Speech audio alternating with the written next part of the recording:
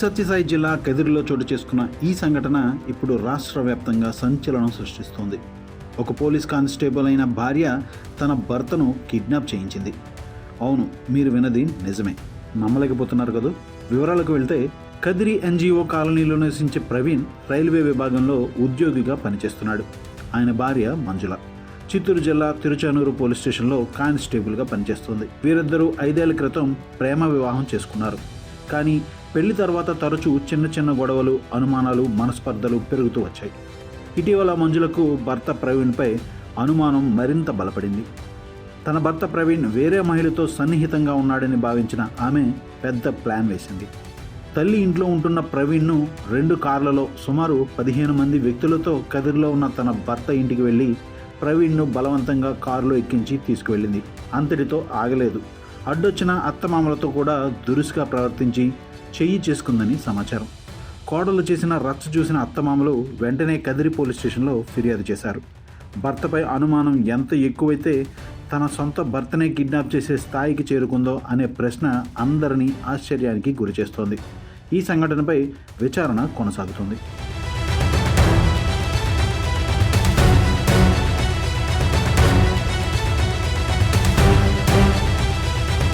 పది మంది వేసుకొని వచ్చి మంజుల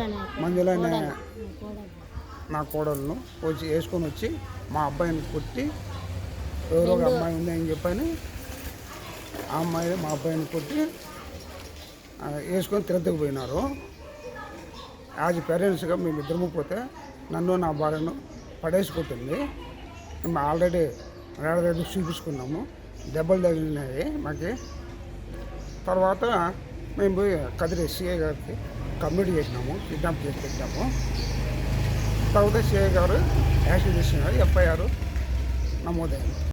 కదిరి టౌన్లో ఎన్జిఓ కాలనీకి చెందిన వెంకటరమణమ్మ అనే ఆమె ఒక ఇచ్చిన కంప్లైంట్ మేరకు తన కుమారుని అతని భార్య, అతని భార్య తరపు బంధువులు దౌర్జన్యంగా వచ్చి దాడి చేసి కొట్టి వాహనాలు వేసుకొని తీసుకుని వెళ్ళని మాకు మొదటి ఫిర్యాదు వచ్చింది.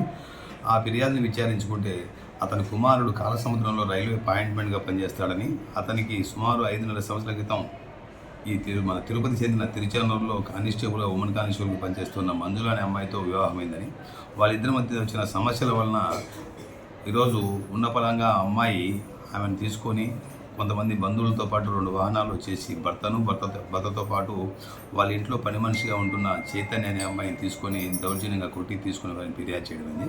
ఆ ఫిర్యాదు మేరకు ఉమెన్ కానిస్టేబుల్ మీద, వాళ్ళ బంధువుల మీద మేము కేసు రిజిస్టర్ చేయడమైంది.